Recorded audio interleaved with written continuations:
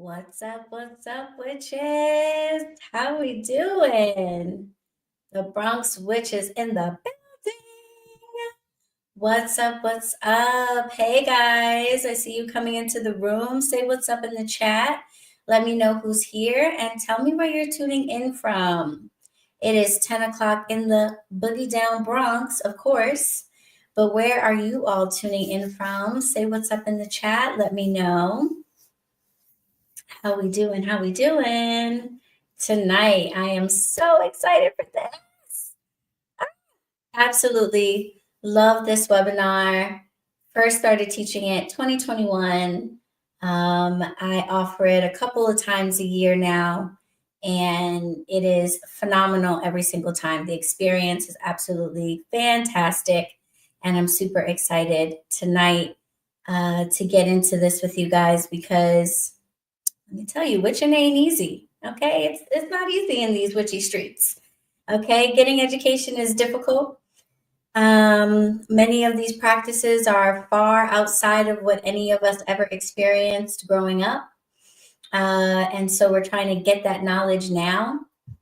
And there are tons of books, there are tons of videos, but there's really nothing like having somebody break these things down for you from the perspective of having gone through it, but also from the perspective of being a teacher and learning how to translate the concepts and topics that you've heard about before, you've read about before, you've already done some research on, but have never really made that leap from thinking about them and understanding them in theory to figuring out how you're supposed to actually do them and make them a part of who you are and your life. So teaching this webinar is such a blessing for me. I'm so grateful for the opportunity because I know exactly what it's like. I was sitting where you are, wishing that there was a witch out there that would take the time to really explain these things and give me that one-on-one instruction that I didn't have because I didn't grow up with family members with these practices or friends that could guide me. And I know how profound it is to finally get that. One, because I've gotten it for myself, but two, because I've had the opportunity to have dozens of witches now at this point share their feedback on what it's like to take both this webinar and my magic intensive and work with me and be able to learn, one-on-one like that. So super, super grateful to be able to offer this to you guys. So go ahead and drop down in the chat where you're tuning in from. Let me know.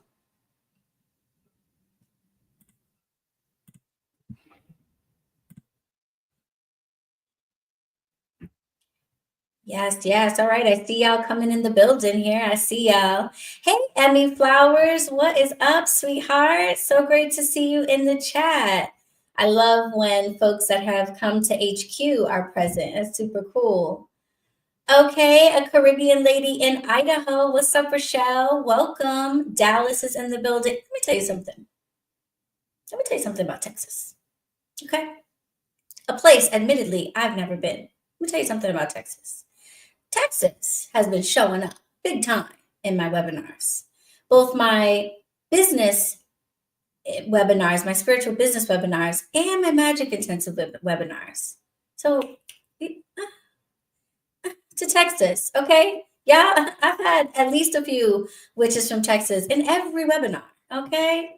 Sarah is tuning in from Brooklyn, okay? Another New Yorker, yes? Beautiful.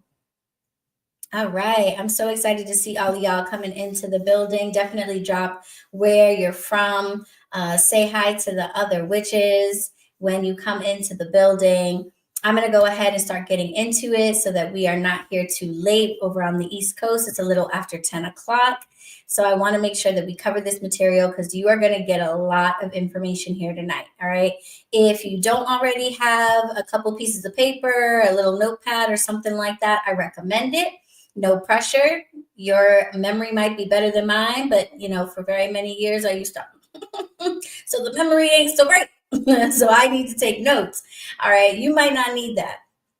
But if you do, then go ahead and grab yourself a piece of paper, make a cup of tea. Okay, we're going to be here for a little while. Not going to keep us too long, like I said, but we are going to learn a lot of information. And this is the type of information that you might need some time to process and think about because, like I said, this is not like what you experience from books and your typical YouTube videos. This is going to really open your eyes up to how you can stop just doing witchy things from here and there to actually living a magical life, which means we're talking about undergoing a dramatic transformation in your life. If you incorporate the 10 steps that I'm about to break down for you, you're not going to be the same. And it's a journey that you're going to take. So you're definitely going to want to have each of these 10 steps so that you don't miss anything anywhere as you go on that journey to transforming yourself. Okay. So grab a piece of paper, get into it. Let me pull up the presentation here for you guys and give you an idea of what we are going to be covering. So for some of you, I might be new. I imagine most of you in the room know who I am, but just in case you don't know who I am going to talk for just a little bit about me. But this is really not about me. So I'm not going to spend too much time on that. I'm going to spend more time talking about you and why you are here and where you are right now, because I want to make sure that every one of you is where you're supposed to be. Right? Some of you might not need this information, quite frankly. Some of you might already be in a place where you're divining accurate messages from the cards. You're casting spells that you know are going to work. You're confident in your magic. And maybe you're just here just to gain some extra pointers and a couple of gems. So I want to really talk about you all and why each of you are here. That's also why at the end, I'm going to open it up for a Q&A. All right, so if you have any questions on the material that I cover, just jot them down. We're going to get a chance to talk about them. Or if you have any questions about your magical journey, anything that you're going through magically, spiritually, and maybe you haven't taken the time to book a consultation with me or come and have a one-on-one session, this would be your opportunity to get those questions answered from me, okay? So we are going to have a Q&A at the end. Before we get to that, obviously, I'm going to give you what everyone is here for, which is the 10 steps that you need to take if you want to go from doing witchy things to really having the life and lifestyle of a witch. And then if you've ever taken any of my webinars before, you know I always lace them babies with good goodies. Because I really believe in positive reinforcement. Okay, we are all Pavlovian dogs at the end of the day, right? You give us a treat, we will do good things. And I want you to do good things. So I like to give lots of treats, and I have some really special stuff that I want to offer to you when we get to the end. I have done this before, so we listen, we don't judge, right? I've done this before. I know you've done it. I know you've signed up for webinars. I know you've bought classes and you've never finished them. They're still sitting in your inbox. They're still sitting there. And I want to congratulate and encourage and give you positive reinforcement for staying all the way through to the end and getting all of this information and not tapping out, maybe like you've done in the past. So I want to help reprogram your mind and get you into the habit of actually following through on the different classes and things that you sign up for, that you go to take in your life. So I'm going to, give you a little treat so that you get that positive reinforcement that like, hey, when I sign up for a class, I should stick around to the end. Okay, so there's always good stuff there. All right. Thank you. Thank you. I love the kind words coming in. Appreciate you guys. I'm glad you're here. All right. So like I said, I'm going to talk a little bit about me. If you don't know me, I am Alysha Kravetz, aka BronxWitch. But I was not always known as BronxWitch. Okay, I was Alysha Flood. And I was born under circumstances that are a bit unique. I actually spoke with my birth mother for the first time in my entire 38 years of life 2 weeks ago. Yes, believe it or not. I was given up for adoption because my mother was sadly severely addicted to drugs, could not take care of her children.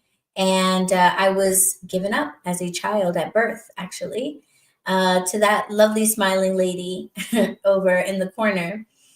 And I had a very interesting childhood. I grew up in a super Christian household. My parents were both my adopted parents, both from South Carolina. All they've ever known is the church. All they ever knew was Christianity. And I was very much immersed in that world during my childhood. I literally wasn't even allowed to have like school friends or go to school events. Like everything we did was church friends, church events. We were in church all day on Sundays. On Saturdays, I was in the choir, church all day long. And when I turned 12, I started asking questions about church that no one could answer for me. Not my mother, not my, church friends. No one seemed to have any good answers. And that led me to start asking questions about what other options there were. And to look for those answers. And I happened to, be born in the late 80s. So it was right around the time that the internet was becoming a staple in our homes. People were having access to computers. And I started doing research on things like Wicca. And that changed the game for me dramatically, really changed the trajectory of my life. And all of the folks that you see in these photos, my sister down there in the bottom corner, my two besties up in the top, and even my eventual husband, were all very supportive. Mom, not so much, okay? But as I got older and moved out on my own, there wasn't really much that she could say with me no longer living at home. So I had this group of people around me who encouraged and supported me to be whoever it was that I wanted to be, but none of them were interested in the things that I was interested in. They either didn't understand it or they just didn't particularly have a big interest in it. And so because of that, I was very lonely for all of these years. Going to crystal shops by myself, looking for covens by myself, looking for festivals, but then not having the guts to go attend them because I was going to have to do it by myself. So it was a very lonely stretch of years for me, especially when it came to anything related to magic and witchcraft, because if I was going to be doing any of that stuff, I was going to be doing it by myself. And as I got older, things started to change. Okay. I got married. My sister had a kid. That's my super cool niece over there in the corner who absolutely loves that her auntie is a witch. And I started to really step into who I was. And the reason for that was because I didn't give up. I didn't let the fact that I was alone stop me from continuing to pursue the things that I was interested in. It didn't stop me from learning how to read tarot. It didn't stop me from learning more about magic. And that brought me to a really beautiful place in 2019, 2020, when, we all started to embrace the pandemic situation. I had an opportunity presented to me to start sharing with other people what I had learned in those, 15 or so years, 20 years of being on this journey. And what you'll see over on the side was that it was big. I will always love this picture of me hugging this person because, and shout out to the photographer that caught this moment, but this was one of the first times I ever read tarot for people. At an event called Witches and Wine, I didn't expect to do it. When I was there, folks asked me, and I decided to say, okay, I guess. And the next thing you know, people are crying. The messages that are coming through are so clear and so accurate. And I realized that this is exactly why I had to go on that long, lonely journey, because I was supposed to be helping people and I needed to understand all the different challenges that they were going through. If I had just had this like super easy life where like from day one, everybody was like, yeah, you should be a witch. This is great. If my mom didn't try to, wrestle me to the ground for having candles in my house, if I didn't have to hide my altar under my bed, if I didn't have to hide my witchy books behind my school books, if I didn't have to lie to sneak off to the crystal shop and things like that, I wouldn't understand what other witches are going through as they try to walk their walks without having a community around them.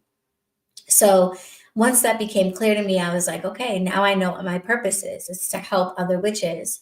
And that top photo of me in my witchy hat is me at an event, the very first event that I ever did. I had a line literally wrapped around the corner.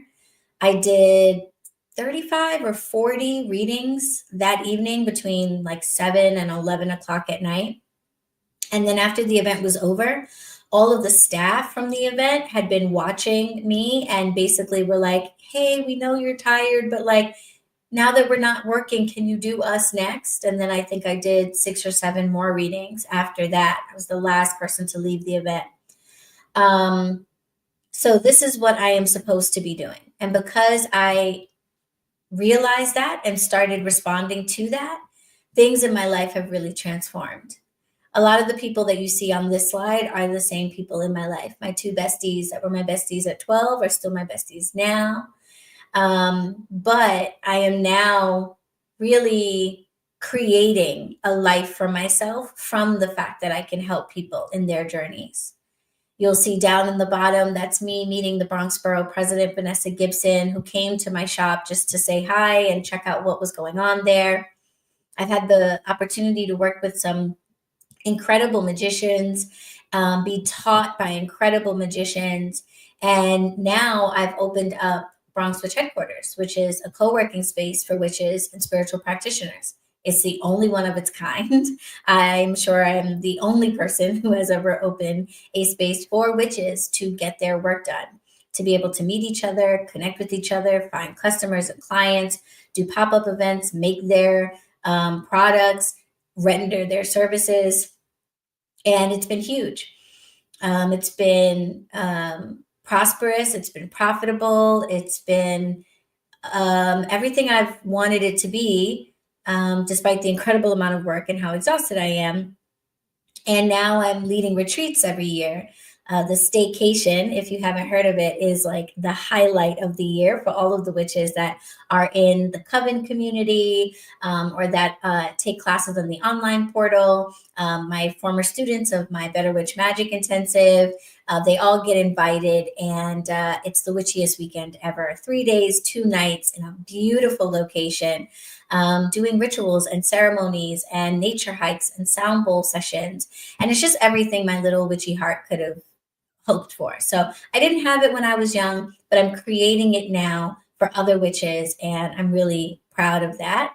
And I think my biggest accomplishment in that entire journey is the transformation that my mom has undergone. Because the same lady that literally tried to beat me up, okay, because I had candles in my room against her wishes, now rocks BronxWitch merch. Okay, she has copies of every book I've been featured in. She watches my podcast on YouTube. And it's amazing. It is amazing to not only help other witches, but also impact the people in my own life like that. So that's who I am. You, though, are who I really want to focus on right now. Okay. I want to focus on you, and I want you to drop in the chat if any of this resonates with you, if any of this sounds like you, because if even just one of these things sounds like you, then you're in the right place, and you definitely want to stay tuned to these 10 steps because you're going to get a lot out of it. All right. So drop an emoji. Let me know in the chat if you're somebody that calls themselves a baby witch. And sometimes when I use that term, people kind of look at me weird because I think they think that I'm trying to be offensive or condescending. But the reason why I call witches that are not confident in themselves yet baby witches is because that's what you guys call yourselves. BronxWitch HeadQuarters is not just a co-working space. We were also a retail shop for 2.5 years out of the 3 years that we've been open. And I would say once a day, someone would come in looking for items.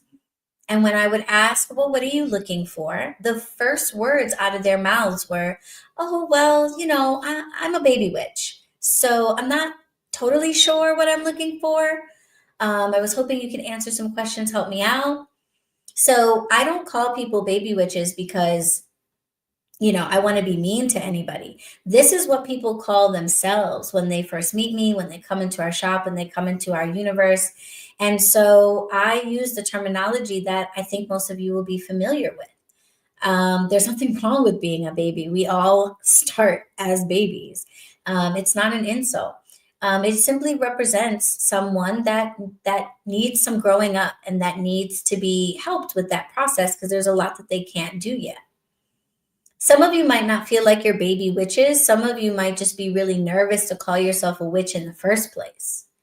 That word might just still carry so much stigma and negative energy to it that even though you know that you're being called to learn more about the craft, to learn more about magic, that you hesitate to use that word anyway because of the things you've been told about what witches are and what they do.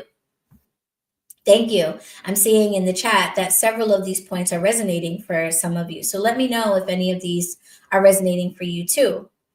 Some of you might feel like you just don't have enough knowledge to like really own it,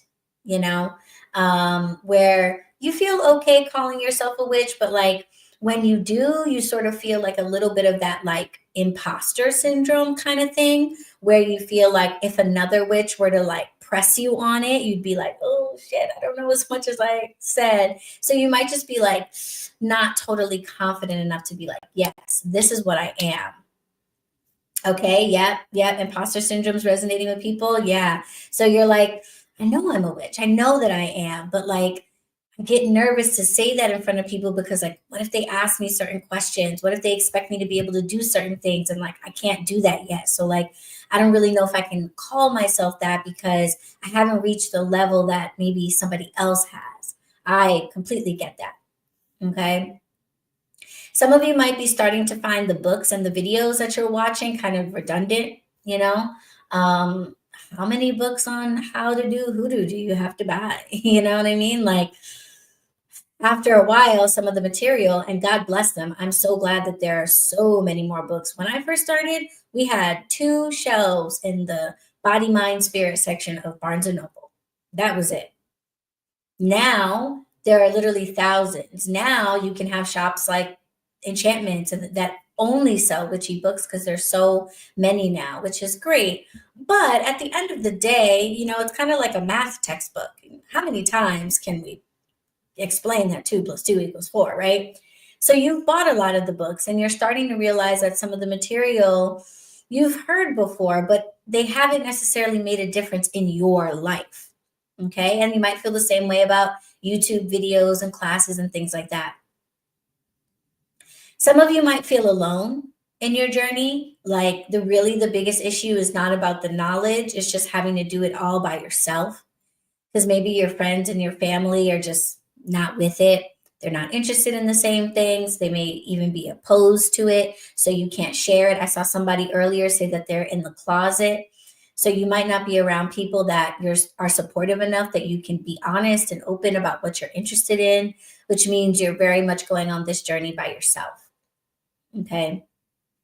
And for some people, initiations or formal covens and things like that are going to be good choices. Some people are going to go that route in order to solve all the things that I just mentioned, in order to get education, in order to find experience, which is to learn from, in order to find other peers to connect with and to not be alone, in order to get hands-on training. Some people are going to initiate or join a formal group. And that's absolutely wonderful. As a solitary eclectic witch, one of the reasons why I have not initiated or joined a formal coven is because I have never wanted to have to subscribe to one person or one group's way of doing things in order to find these things. Right. So yes, I want education.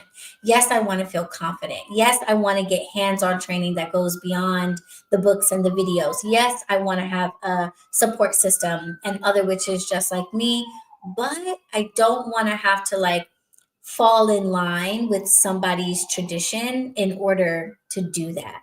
So as much as I've wanted these things, initiation or formal covens have just never really felt right for me. And if you feel the same way, where you either don't feel like you're ready for that, or it's just not your vibe, and you know that you want to remain an eclectic witch, you want to remain a solitary witch, then what do? Where do you go? And I'm really glad that so many of you would turn to me as a fellow eclectic solitary witch to be able to give you the type of guidance that you would get in an initiatory group in a formal coven, but without having to subscribe to any particular tradition or denomination.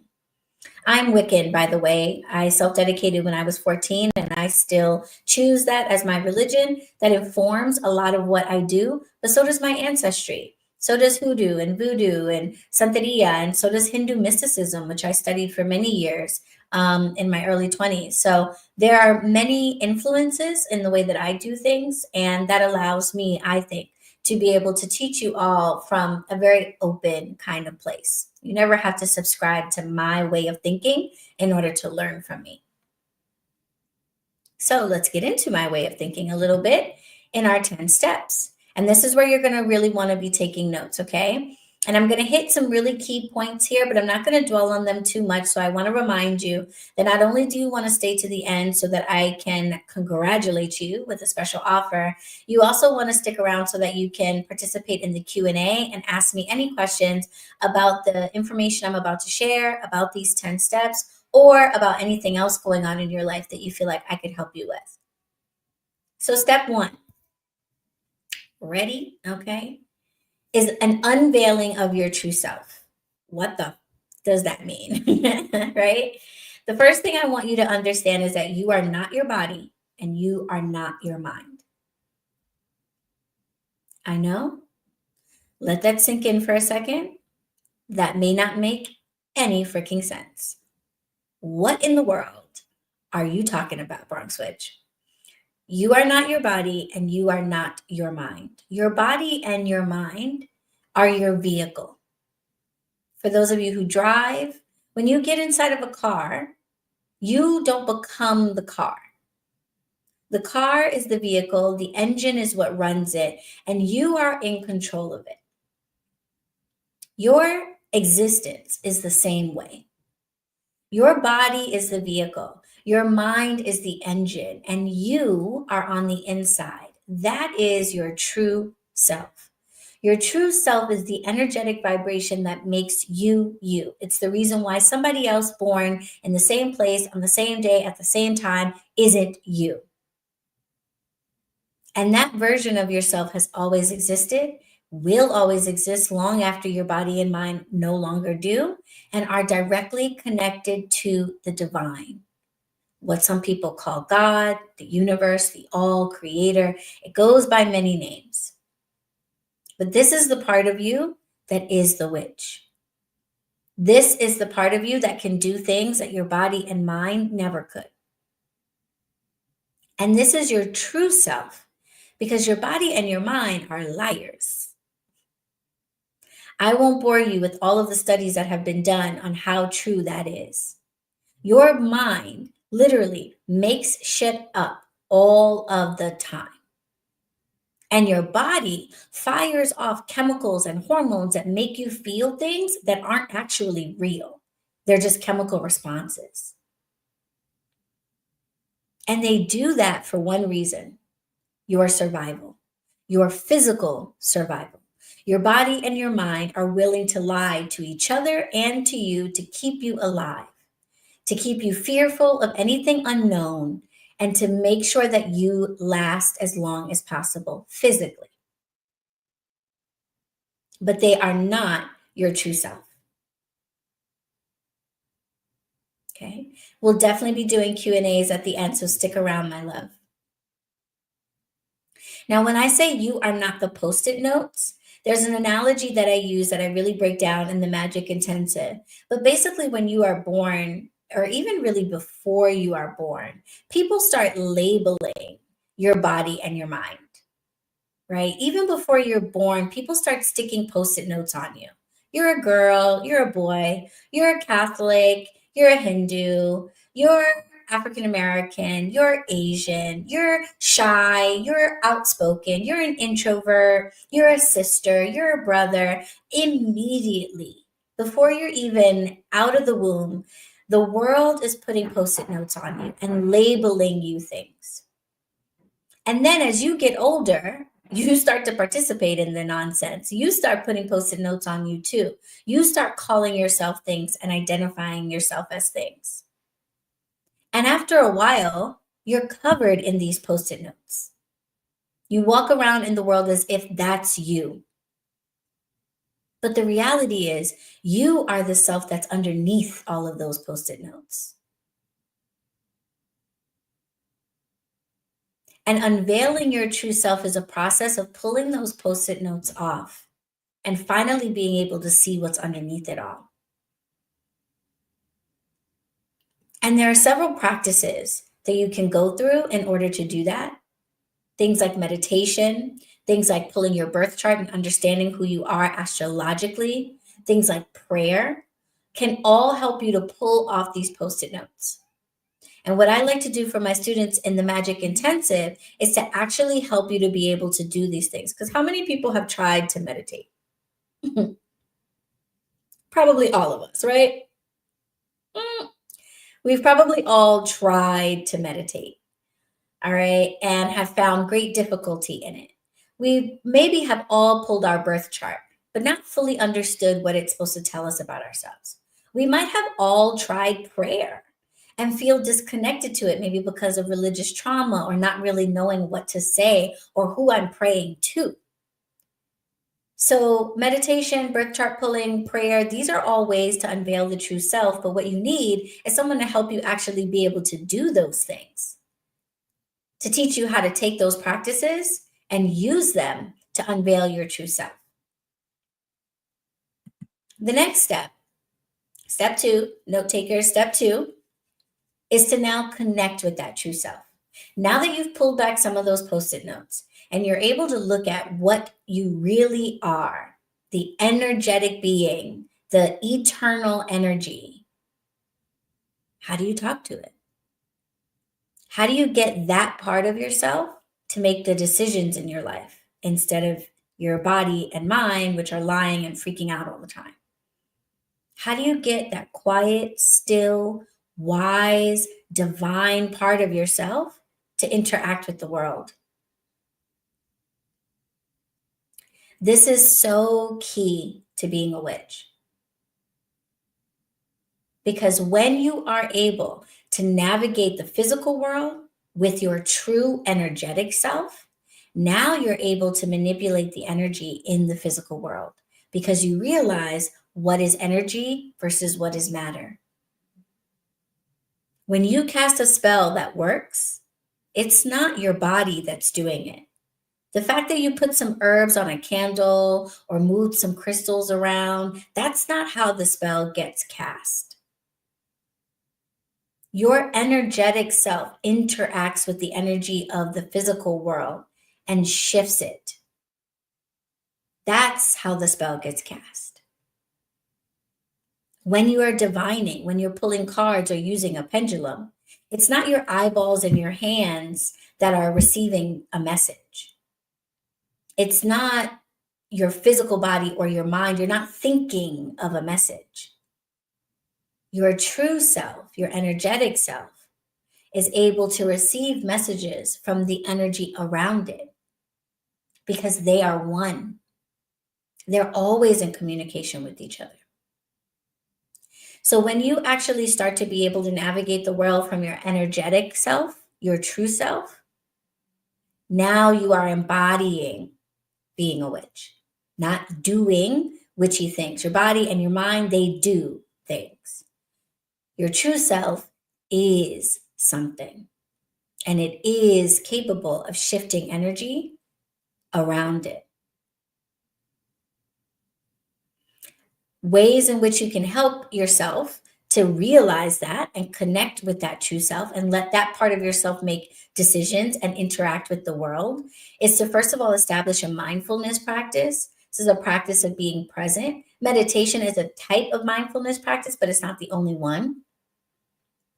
And developing mental clarity and emotional calm is what's going to result from your mindfulness practice. The mental clarity is telling your brain, shut up. The emotional calm is telling your body, shut up. I know that you're programmed to help me survive. I get it. Thank you. You're the reason why I don't walk into traffic. I appreciate you. But right now, I don't need to be rooted in the physical world and limited by my physical body and my mind. I need to be in the energetic world because I need to move some stuff around that I didn't think was possible or that my body and mind cannot do.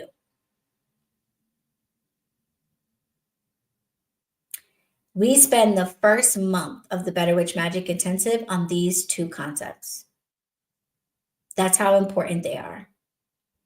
Everything else that we do afterwards, whether it's divination, whether it's making altars, whether it's creating sacred space, whether it's casting spells, everything that we do after makes so much more sense when we tackle this part first. So these two steps are super critical. And probably not something you've seen talked about in too many other witchy books that tend to be focused on the doing. Now, step 3 is going to take your attention from inside of yourself to outside of yourself. Now that you've recognized that there's an internal, eternal, divine part of yourself that is the real you, now it's time to step outside of yourself and recognize the real everywhere else, in other people and in the natural world. This is why witches talk about things like talking to trees and things like that. And you might have seen that and been like, okay, that's interesting. Like, that seems cool, but like, I don't really hear anything back, or like, I don't feel anything back. That's because you haven't yet unveiled and learned to connect with the energetic part of yourself, because the energetic part of yourself absolutely is able to talk to trees. Because the energetic part of yourself doesn't talk to the bark, it doesn't talk to the leaves, it also talks to the energetic part of that tree. Because the tree's got a physical part too, just like you've got a physical part. But the tree's got a true self, just like you've got a true self. And your true self is not separate from the natural world. Your true self is connected to the true self in everything and everyone else. And we do some really fun exercises when we get to this part of the semester.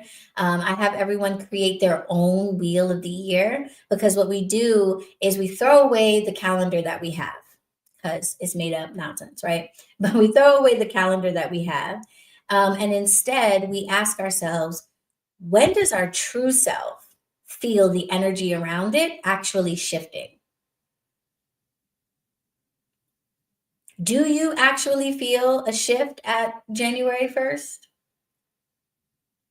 And does that shift of energy tell you that you should get active and do a bunch of stuff and set a bunch of goals and get started? Or does that energy actually feel more like you should be resting and you should be sleeping? So we do some really cool exercises. No, right? I know, me either. It's like the least time of the year where I feel like I need to be like charging forward and doing a bunch of things is January 1st. But that's because my true self is tapping into the energy of the world around me and saying, no, everything right now says sleep, rest, relax, recover. So by going through these exercises that we do in module 3, that we do in our third session, we really start to connect with the world around us. And that's the first step in being able to manipulate the world around us. First, being able to really feel it, feel energy. When people walk in a room and they say, oh, I feel the energy in here, like, what does that mean? You know, but you'll understand what that means when we do this module. And this is going to help you to start to make choices in your life based on the actual energy, as opposed to doing what other people say you should be doing at any given time. And this is now taking those first steps to really living a magical life in your everyday. Step 4. This is the one people look forward to, and then I always disappoint them. because they usually think I'm going to talk about how to read tarot and tell you things like the Three of Swords means that you're going through a heartbreak and there's some kind of loss. No. I'm talking about divination. Okay. I'm not talking about learning a divination tool or a divination system like the tarot. I'm talking about understanding how to listen to the energetic world with your energetic ears. To listen to the language that spirit speaks, which is signs, symbols, and synchronicities. Your body, your mind, your human ears simply cannot hear these things because they're not speaking in language. They're not speaking in voice and vocal waves. They're speaking in signs and symbols and shifts of energy. And they're all happening at once. Why are we able to speak to our ancestors? Why are we able to connect with past lives? Why are we able to hear messages from or receive messages from angels and guides? Because there is no such thing as the past or the future. Linear time is something that humans have made up in order to make sure that like we show up at the same place at the same time for like our meetings and our brunch dates. The reality is there's only ever the present. So all information exists right here and right now in energetic form. Once you understand that, reading tarot, reading with a pendulum, reading with a Ouija board, it doesn't matter. You're going to be able to do it because you know what you're talking to and how to listen. Okay. It is a good idea to learn about the different types of divination that are out there, but don't try to learn how to like those systems, right? So don't try to go memorize 78 meanings in a tarot card deck. I always tell my students, never start with tarot when it comes to divination. And in fact, when I send them their student kits to start the semester, I send them a pendulum. Because you want to know if you should quit that job or if she's cheating on you. Why in the world would you go and try to memorize 78 different meanings in order to figure that out?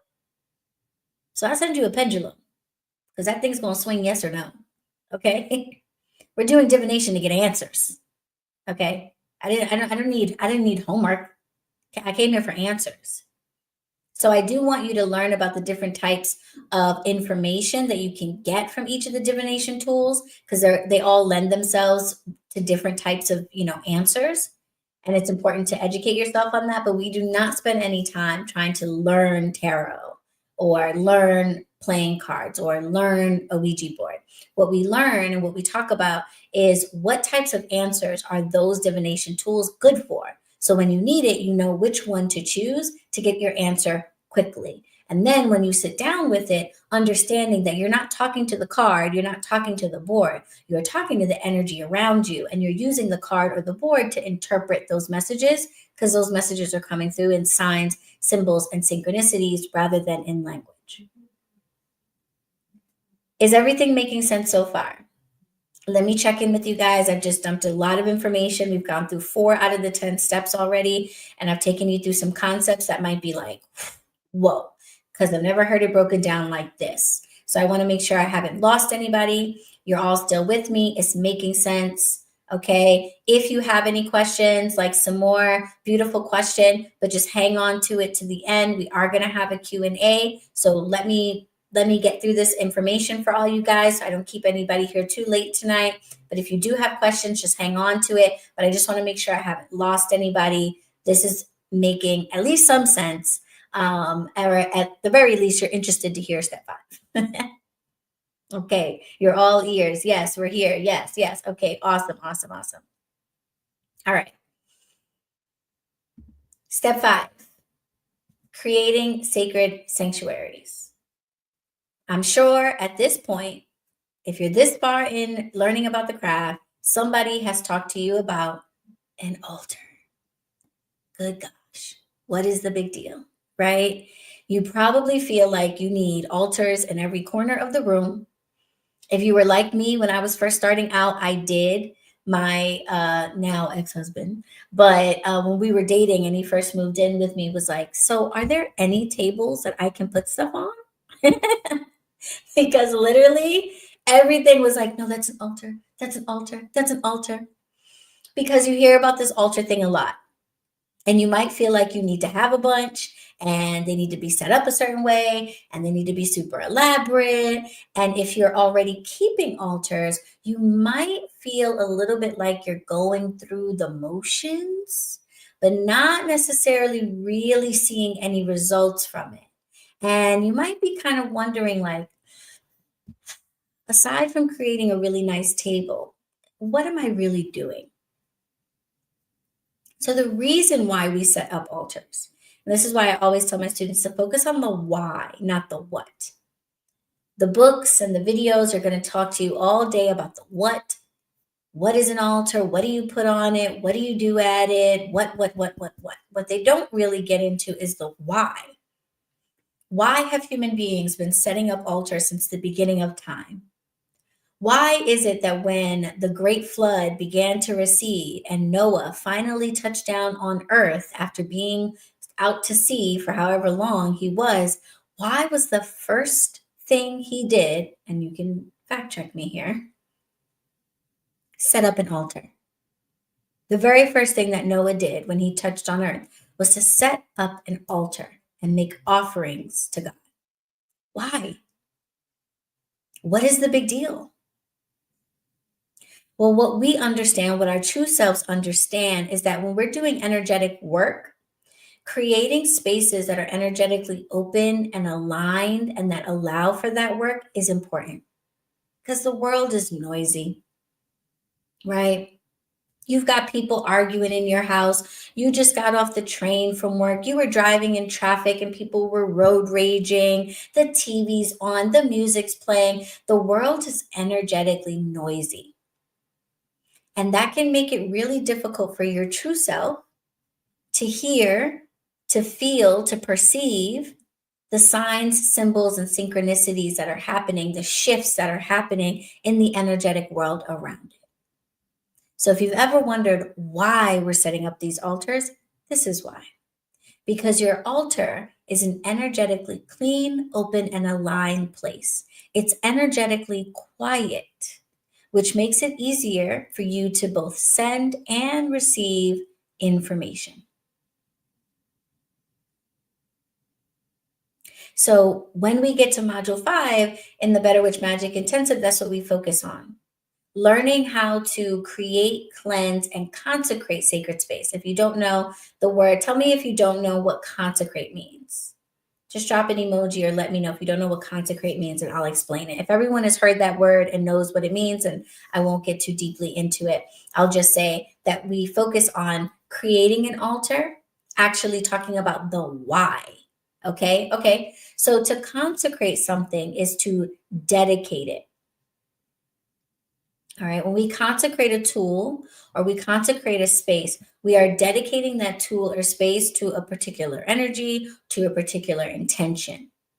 So when we're making an altar, we're going to set up the altar. We're going to put certain things on it. We're going to make sure that all of those things are energetically quiet, energetically cleansed, not filled with a bunch of energetic noise and mud. And then we're going to dedicate that space to a particular intention or perhaps to a particular energy, like maybe an ancestor. And what this does is it tells that space, okay, this space is open so that we can have communication, but I want to be clear about who I'm communicating with. All right. I want to be clear about who I'm communicating with, right? I imagine you don't necessarily want every energetic being floating by your house that sees your beautiful altar to pop on by, right? That's like having a cookout and then leaving your front door open and then being mad that like the crackhead down the street showed up. Like, well, what did you expect? Okay. You should have sent out invitations with names on them, right? So we want to send out invitations with names on them to the energetic world and say, yes, this is a space that is open and aligned for communication between my true self and the energetic world around me, but I'm not trying to talk to everything. So that's why it's important that we create it, we cleanse it, we open up the space, but we also consecrate it.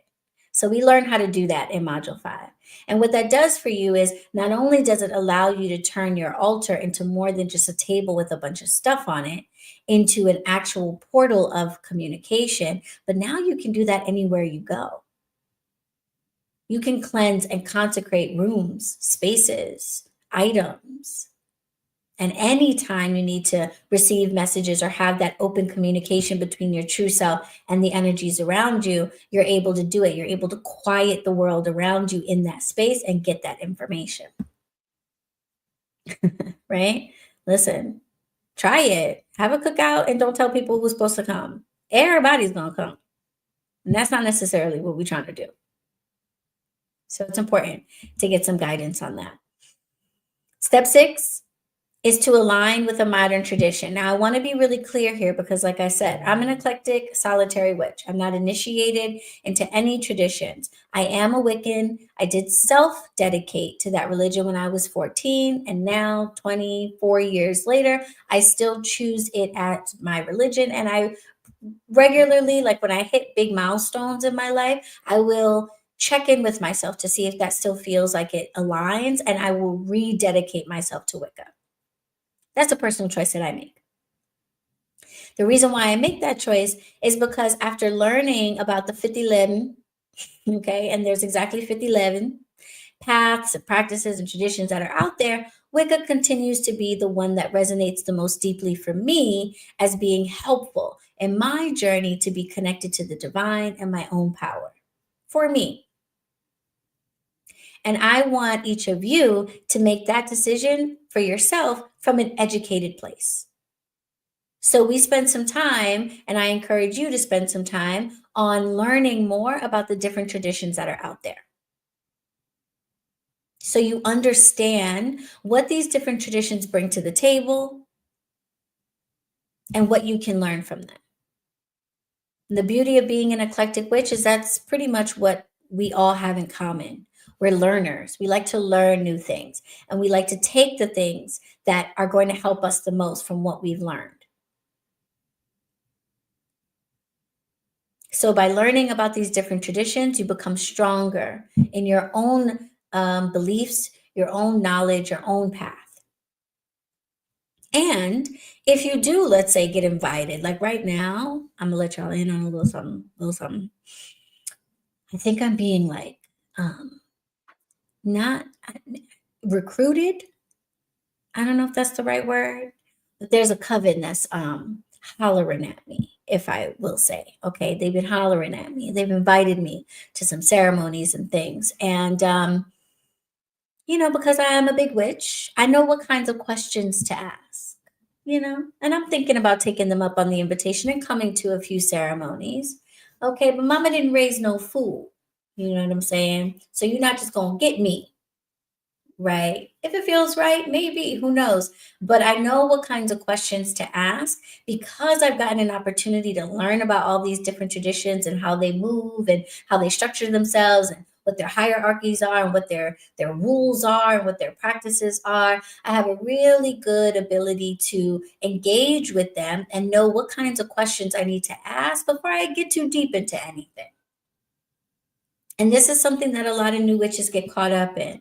And I always end up feeling really bad when I hear these stories when witches come to the shop and say, I spent $4,000 initiating into this tradition. I spent $10,000 initiating. I had to go to Africa. I had to go to Brazil, and I met this person. And, it all seemed really great at first. And then I got there and they wanted me to do this or that, or I realized that I didn't have these rights or that, I've heard it all.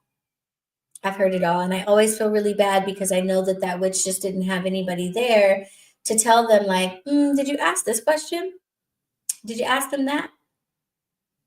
Right? Because it's fine to learn, but knowing what questions to ask before you make certain steps is going to prevent you from being taken advantage of, or not even taken advantage of, just like getting involved with a group of people that ultimately are not right for you. Step 7. This is where we start getting into the spell crafting. Yes, the fun stuff, the fun stuff, the fun stuff. All right. You've learned now that you need to unveil your true self. You've learned that you need to connect with that true self so that you can start making decisions from energy rather than from matter. You've learned that the world around you is also more energy than it is matter, which means that you are directly connected to all things and all beings everywhere. This means you can communicate with all things and all beings everywhere. And when you put yourself into spaces that are energetically quiet and still, you are able to better have those conversations. Now it's time to actually start to be able to make an impact on the world around you. What if I want to change something in the world around me? What if I want to attract something to me? What if I want to repel something away from me? What if I want to influence someone to make a certain decision? What if I want to make myself appear a certain way to a certain group of people? How do I do that? We start, and I encourage you to start, with learning more about elemental alchemy. A witch that understands alchemy is going to be an incredibly successful spellcaster because you're going to understand how to not only receive and perceive energy, but how to change it into something else. And we start in my intensive, my students start with the elements and the energies of the earth we're on because it's easiest. It's the most accessible to us.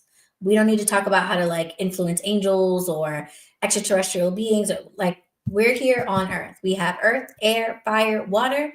We can start by manipulating those things. Can you make the flame of a candle move back and forth? Can you change the disposition of a glass of water? Okay. So start doing that. Start learning about elemental alchemy and how to shift the energy, the vibration of the very natural elements that are all around you. First, we do that how? By understanding what they are.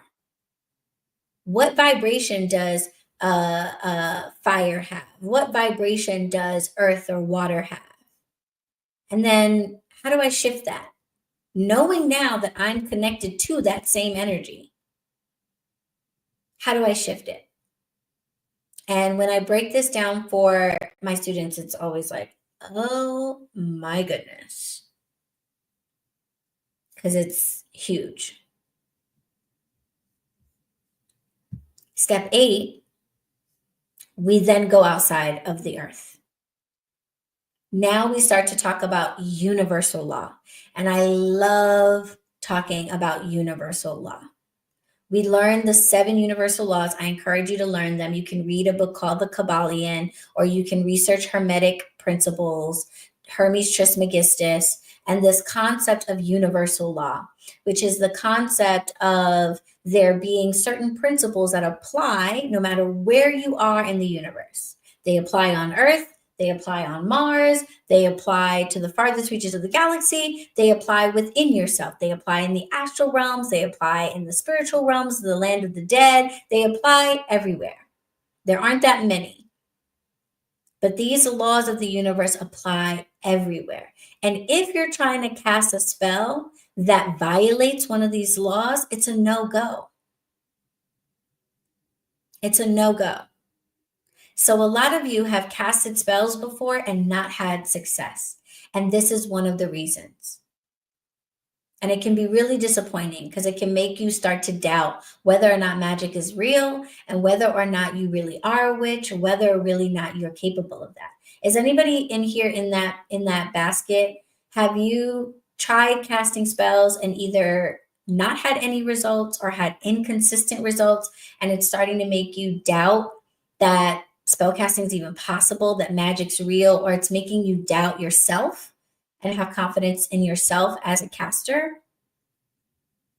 That definitely happened to me, for sure. When I started out, I was like, all right, well, I'm gonna keep doing this, but sometimes it works, sometimes it doesn't, sometimes I'm not so sure it works, sometimes I don't remember if it worked because it was like months ago, and now I'm like, wait a minute, did I do a spell for that? I was a little all over the place. Okay, yes, absolutely. Okay. So this is usually, if you're in that situation, this is a hugely impactful moment. And I actually encourage the Better Witch students to not cast any spells for the first 8 modules. So I say take a break. Don't try to cast any spells on your own while you're in this program. All right, let's go through this process, because by the time we get to module 8, now you're going to get it. And now when you go to cast spells, you're going to have success because you're going to understand the science under spell casting. I am always telling people that I am a scientific witch. I am not for the foofy, woo-woo stuff, the kumbaya. No, I want results. I want results. I am not spending my money on these candles. I'm not spending time at these altars. I'm not meditating in the woods if it's not going to get me anywhere. Okay, I could be doing other things with my time, my energy, my money. If I'm going to do this, it's got to work. And I've been doing it now for 23 years, so it works. But understanding the science is the reason why it works consistently. When I go to cast for something, I don't have to wonder, is this going to work for me? No, I know it is, because I understand universal law. I understand elemental alchemy, and I understand what it is that the situation that I have and where I want it to be. And I understand how to shift the energy to get it there. My candles are amazing. Thank you very much. Thank you. One of the reasons why they are so successful, and they have 1,200 reviews on Etsy, is because I infuse those scientific concepts into those candles. Because what I try to do with my candles is make it really easy for the witches that don't understand this. Okay, for people who come into my shop and they don't understand elemental alchemy, they don't understand the laws of the universe, but they need results anyway, I try to pack all of those principles into the way that candle is built so that those things can work for them, even though they're not able to do it for themselves. But my guess is, if you're in this room right now, you're at a point where you want to be able to do it for yourself. Buying a candle from the next witch is cool, especially if it works. But we're at a point where we want to be able to figure out, how did they do that? And I want to be able to do that. And these two principles are what underlie all successful magic. So when we put them together, module 7 and module 8 is the spell casting modules. And everybody's always like, yes, this is what we came for. All right. So if you're trying to do this for yourself, if you're tired of like doing witchy things and hoping for the best, and you're ready to actually be able to say, okay, you know what, this situation ain't working for me, I'm gonna cast this, I'm gonna cast for what I want, and know that it's gonna work for you, these are the steps you want to take. Learn elemental alchemy, and then learn universal or hermetic law, the scientific principles that underlie successful spells. Okay. Now, remember when I said that sometimes back in the day when I was a younger witch, I would cast spells and then not even remember if like they had come to be? Yeah. One of the reasons for that, or the main reason for that, was because I was not keeping a magical record. Hey, Jane. I was not keeping a magical record. Okay. And here's the thing that's really annoying about it. I was just doing it wrong. I thought that a book of shadows, grimoire, witchy book, whatever you want to call it, I thought that had to be like a textbook. I grew up in the era of Charmed. Y'all know the show Charmed? Did y'all watch Charmed? Are any of y'all old enough for that? As time goes on, I meet fewer and fewer people that are familiar. But let me know if you know a little show called Charmed. So for which is my age, Charmed was a very special, special moment. Okay. There was Buffy for the vampire kids. I was really never that big into Buffy, though the guys on the show were super hot. So I was kind of into it, but I was never really a big vampire person. But when Charmed came on the scene, I was like, oh, that's what I'm talking about. That's what I'm talking about. That's my type of sauce. So I love Charmed. I've seen every single episode, right? And in Charmed, you remember, okay, yes, y'all know it. Okay. So Charmed, what would happen? Every time there was a situation, what would happen? They go running up to the attic and throw open the big book of shadows. And inside was the answer. Okay, it had all the demons, it had all the vanquishing spells, it had all the potion recipes, it had everything. So I thought I needed to create a book like that. And I spent many, many, many years as a baby witch trying to create a textbook of magic. That turned out to be a mistake. Okay, that turned out to be a mistake. Because what I didn't do is I didn't record any of my actual experiences. And what I should have been doing was recording my experiences. I should have been recording every time I tried to do a tarot reading, every time I tried to cast a spell, every time I went to a witchy shop or I went to a festival or I met somebody witchy like me. I should have been writing about those things and tracking those things so that I could see my progress, so that I didn't make the same mistakes over and over, so I didn't forget things that I learned and then have to relearn them. Okay. I also should have been keeping a magical planner. I should have been making my calendar and the way I move through life based on my magic and having my magic in mind, whether it was transits of the moon phases, whether it was certain Sabbats or seasonal shifts, whether it was holy days related to different energies or deities that I was learning to communicate with and work with. A planner would have also been helpful for me so that I didn't. Y'all tell me if this is you, because I know that this is you.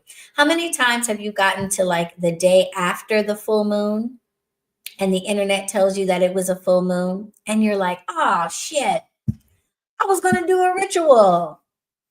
I know I'm not alone on that one. I know. Please don't let me be alone. That would be so embarrassing. Okay. Please don't let me be alone. Tell me somebody else in the room has had that experience. You want to be like, I'm going to do a full moon ritual. I'm going to connect with the goddess. I'm going to do a bath. I'm going to fast. You have all these big plans, right? And then, oh shit, was the full moon yesterday?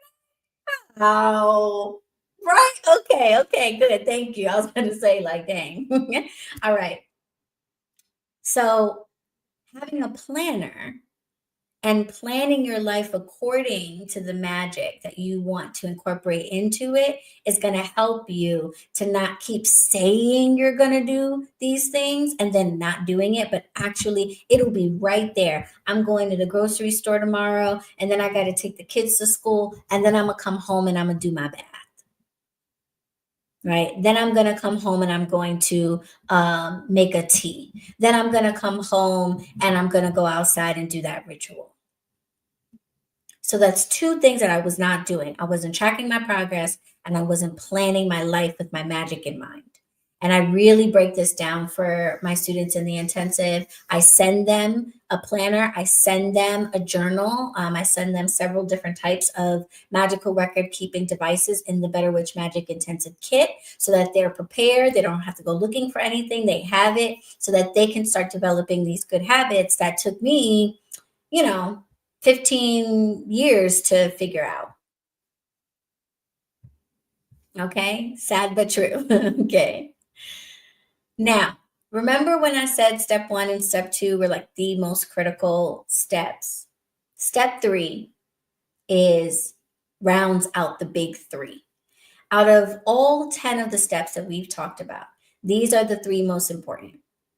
Okay, if you start doing nothing else, if you don't start connecting to nature, if you don't start creating sacred spaces to communicate with spirit, if you don't start learning about hermetic principles or anything like that, please just do these 3 steps. These 3 steps will do so much for you as a witch. Unveil your true self. Pull back those post-it notes and see who you really are under the body, under the mind. Connect with that part of yourself and start making decisions. Let that part of yourself make decisions and communicate with the world. And then find a community. Find a community, please. When you are alone, you are fearful and you are vulnerable. Every single witch that has come into my shop that has said that somebody charged them $10,000 or somebody did a ritual on them that has left them with negative consequences, or they had some type of an experience that they weren't ready for, they all have one thing in common. They have no community. They don't know anybody else that's in a similar place in their journey in order to spitball ideas off of or talk with. Okay, this is so important. Our Coven community, we have a Discord server. The conversations that are going on in there are so special. The Coven's been around now for 3 years, started on YouTube and migrated over to the online portal when we launched the portal where all of our classes are. And we have a support group for witches of color, specifically for witches of color, so we can talk about the unique challenges that we experience coming from our ethnic backgrounds and our cultures. We've had a book club that's gone on for 3 years, reading a witchy book every month and then meeting to talk about it with each other. We have a live called Moonlit Metaphysics, where our portal administrator, Alexis, who's an astrology expert, teaches about astrology and numerology so you can better understand yourself. We have a discussion feed where folks can talk to each other, share pictures, share videos, and we have all of these other little sub feeds that people can start. And the conversations in there are so fantastic. Some of them have led to people starting their own separate group chats. So there's like subgroups in the Coven. They're like, I won't call them cliques, but like people have become friends, you know? And then of course we have the staycation retreat. And the witches that have come on the retreat are now lifelong friends. This is going to be the 3rd year of the retreat. And it's incredible to see the witches that have gone on the retreat together going to each other's birthday parties and going to each other's businesses, supporting each other. Like it's just fantastic to see. And each one of those witches is stronger and safer because they have other witches around them to help them. Okay, when we go to Witches Fest, it's so cool. So many of the witches that have met me down at Witches Fest have been like, oh, I wanted to come. I've heard about this, but I didn't want to go alone. So I'm so glad now I have a group to meet up with when I come, because the Coven meets up at Witches Fest every year. So when you're lonely, you're fearful, you're not going to explore new things, you're not going to try new things. And when you do, you're potentially going to be taken advantage of or just make some missteps that might be really uncomfortable to deal with. It also becomes a lot easier to put magic into every part of your life when other people are doing it, right? Part of the reason why you forget that it was the full moon is because nobody else in your life is really talking about stuff like that. The only time you talk about stuff like that or think about stuff like that is when you go watch the YouTube videos you like, or you go to the witchy shop on your day off, or you go read that book that you ordered from a local bookstore, I hope. But if half the people around you were talking about what they were going to be doing on the full moon, there's no way you would forget, right? So finding other witches is important. We are absolutely everywhere. Okay. Absolutely everywhere. And one of the things that I talk about in module 10 in the Better Witch Magic Intensive is how to find us, because we be hiding in plain sight.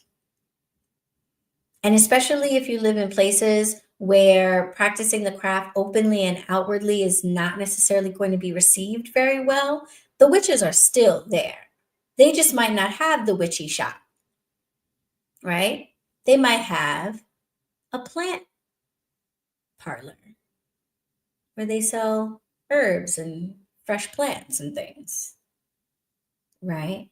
They might not call themselves witches. They might do a drum circle every month. Okay. So I teach you how to find us, how to see us in plain sight. Okay. Texas in the house again, representing. Yeah. Well, guess what? We have witches from Texas in the coven. And they don't necessarily walk around like me with t-shirts that say, hey, I'm a witch, for obvious reasons. Okay, so we talk about how to find them, and then we also talk about some etiquette. We talk about some good best practices. But at the end of the day, the most important thing to keep in mind is to be intentional and actively engage. When you go out into the world, set the intention of finding more witches. And then when you come across them, actually engage with them. You heard about a witchy festival in the town next door? Okay, call them up. I'm sure they need volunteers. See how you can be a part of it. If you join our coven community on Discord, actually get in there and talk to people. Don't just download the app and sign in and then never come back. Get in there and drop a note. Hey guys, this is how I'm feeling today. Hey, does anybody know about this? Somebody the other day was asking everybody if they had a spell for was it rats or roaches? It was rats or roaches, one of the things. They had an infestation and they were like, anybody have a spell for this? Have you ever tried magic for like an infestation situation? Okay. So whatever tribe you find, whatever community you find that feels right for you, actively engage. And what I talk about with my students is how to do that in a way that's safe, how to do that in a way that's going to be most beneficial for you. But I'm sure that you can kind of handle some of that on your own. So even if you never decide to become one of my students, find community and connect with them. Sound good? Now, do I still have y'all? Are y'all still with me? Are we still in the building? Okay. Yes. Oh, sulfur. Oh, thank you. See, you should have been in the coven, Emmy. Somebody was asking about that. Okay. You're still with me. Good, good, good. And by the way, all of you can join the coven from the online portal. I believe I have a link down in the description of my video, or you can go to BronxWitch.com and click on classes, and that will take you into the portal, and you'll be able to become a coven member at whatever level membership you want. We've tiered it out so you can decide how deep you're trying to get into the coven and how much materials you want from us. Coven members get access to all the lives that I talked about, to the Discord server. But depending on your tier, you might also get access to our classes, webinars, digital downloads for free, and things like that. So if you're like really studious, you're really trying to learn, you might upgrade to one of the higher levels of coven membership. But if you just want to get into the Discord just so you can chat with people, any level of coven membership will do that for you. Okay, so hop up in the coven Discord, and there's a link in the description that will take you there. All right, so maybe we are your community. All right, so y'all are still with me? Okay, great. So now that we've covered the 10 steps, you got the 10 steps, okay? If you wanted to leave now, you could. But I want you to stick around because I want to, first of all, be able to take any individual questions that you have on these 10 steps or on what you might be going through. And I'm going to give you guys the opportunity to come on camera if you are in the stream room. If you are tuning in from YouTube, this webinar is a free webinar that's available inside of my online portal. And everybody who registered for it is inside of the webinar room with me, and I'm going to be able to pull them up on screen. If you're tuning in on YouTube, you're not going to be able to come on camera because you're not registered for this webinar, but you can still drop your question down in the chat, and I'll put your words up on the screen, and we'll try to tackle your question, okay? So start getting your questions ready. And while you do that, I want to share with you the special offer because like I said, so many times we sign up for webinars, we sign up for classes, and we don't bother finishing them. And I want to say congratulations to everybody who has decided to stick around and get all of this information. Okay. It's a big deal, really. And I want to help program your mind that every time you stick something through, you're going to be rewarded so that you keep doing this for yourself. So now that we've talked about these 10 steps, all of you have some choices to make. Okay. You have to decide, first of all, if you're ready to go on this journey, regardless of how you do it. Are you ready for it? And I want to just address really quickly, just to get it out of the way, those of you who are not ready. And this is not judgment whatsoever. We listen, we don't judge, right? Not judging you whatsoever. I just would not be doing my job as a teacher if I was not honest with you. These 10 steps are not going to serve you well if you are still at a place where you don't even believe that magic and witchcraft is real. If you're waiting for somebody to prove it to you, that's okay. Okay. May you get that proof someday. But I wouldn't bother with trying to incorporate any of these 10 steps into your life, because you first need to get to that point.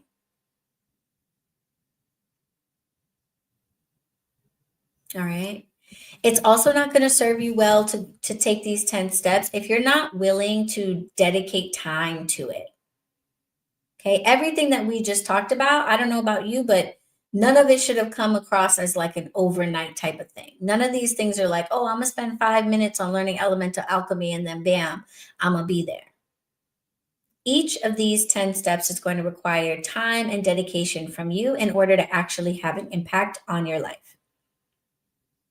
Luckily, I can tell you from experience, it doesn't take that long, because every one of my students goes through the BetterWitch Magic Intensive in 6 months. So it doesn't take forever. It's not going to take you the 25 years that it took me. Okay. But you are going to need to dedicate some time to be like, I'm going to spend time on learning elemental alchemy. I'm going to spend time on connecting with my true self. I'm going to spend time with feeling the energy of the natural world around me. So you are going to have to take the time to do it. So if you can't, or if you're not willing to make some sacrifices, I would not bother, because you're not going to be able to speed through these things. And I do apologize a little bit for this one, but for my younger witches in particular, but also for any witch that's in a situation where you have to ask somebody for permission to do these things, you're not ready for this. That's okay. Keep your notes. And when you've moved out, when you're on your own, when you've gotten your own authority for whatever reason and you're able to do that, you'll be prepared and you can do it. Okay, but if you've got to ask somebody permission to do any of these things, I want you to just put this list to the side for now, because you do need the freedom to be able to meditate, to go to an event, to sit and work on your candle magic, to work with your herbs, to spend some money. You need to be able to make decisions like that for yourself. Okay. Now, you are ready if all of those things are true for you. You know that magic and witchcraft is real. You just don't yet know how to do it yourself. Okay. You are willing to set aside time. The idea of reading the Kabbalion or sitting down for a 20-minute meditation every day or something like that. You're willing to make that time. And you can make decisions like this for yourself. You can decide that you're going to invest this amount of time, this amount of seriousness. You can do that. Then you're ready. You're also probably ready if you've gotten to the point where pretty much everything else has done what it can do for you. Okay, the books have been good. The YouTube videos have been good. The self-learning has been good. You know, it's given you a lot, but you're at the point now where you need more. You need more. Okay. So if you're not ready, you're absolutely free to go. You can stick around for the Q&A if you'd like, but if you'd like to tap out now, that's totally fine. No judgment. You've got your 10 steps, and when you're ready, you can start employing them whenever you'd like. For everybody who is ready, I want to share with you the special offer that I'm going to give you, and I want to give you the opportunity to make a choice. the 10 steps that you have been given, I have given you a ton of information. Drop an emoji or something. Let me know if you feel like I've given you a lot. Okay. Have I been thorough? Did I do my job as a teacher? For each of these steps, do you feel like you understand them? And if you want to go ahead and try to tackle them on your own, do you feel like I gave you enough information to do that? You might not want to, but just let me know if I gave you enough information so that you can go and tackle these 10 steps on your own. Let me know. I want to make sure that I've done my job as a teacher, okay, and given you enough material to work with.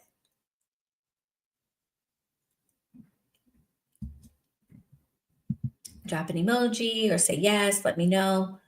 Do you feel like you have enough? You could go out into the world now and be like, all right, I'm gonna start working on connecting with myself. I'm gonna learn elemental alchemy. I'm gonna learn about hermetic principles, and I've been given the basics on how I can get started. Good information. Okay, thank you. Good. Okay, good. So you have that choice. You absolutely can take the information I've given you. If it was thorough, and I believe it was, you can take this more than enough information to go and do this on your own. Now, one of the pros of doing it on your own, obviously, is there's nobody there to rush you. So you can do these things when you feel like it and go at your own pace. But chances are that is going to end up in you not doing them at all. And we don't mean it. We always have really high hopes for ourselves. You read the book, you get to the exercises at the end of the chapter, and you say, oh, you know what? I'm going to do this exercise. I am. I'm going to skip ahead and keep reading the next chapter, but I'm going to come back and I'm going to do this. And then guess what? Do you do it? No, you don't. Because there's no one there to hold you accountable. And this is one of the best things about the BetterWitch Magic Intensive in terms of, like, according to the feedback that I get from each of my graduates, is they really appreciate somebody being there, moving them along. In the Magic Intensive, the homework assignments are prerequisites. What that means is if you don't complete them, you're actually not able to move on to the next module. So you have to do them. You don't get to slack off and be like, yeah, I don't feel like doing that one. You have to. Now, the good news is the homework assignments are not like what you experienced in school. So if homework was stressful, if tests were stressful in school, don't worry. This is not that. This is not you sitting with a textbook, reading a tons of material. The homework that you get in the Magic Intensive is interactive homework. Okay. It's a lot of doing things with your hands, building things, creating things, crafting things, and then reporting on your results. Okay. But you do have to do that in order to move forward in the program. And I'm right there to encourage you, answer questions, and help you along the way. But that slacking off that you tend to do when you try to learn on your own doesn't get to happen when you work with me and when you become a student in the Magic Intensive.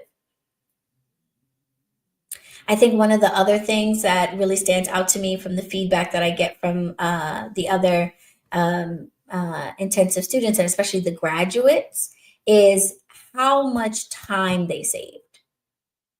How much time they saved. Because the program is designed to take you from start to finish in 6 months. I want you all to think back to where you were 6 months ago as a witch, specifically as a witch.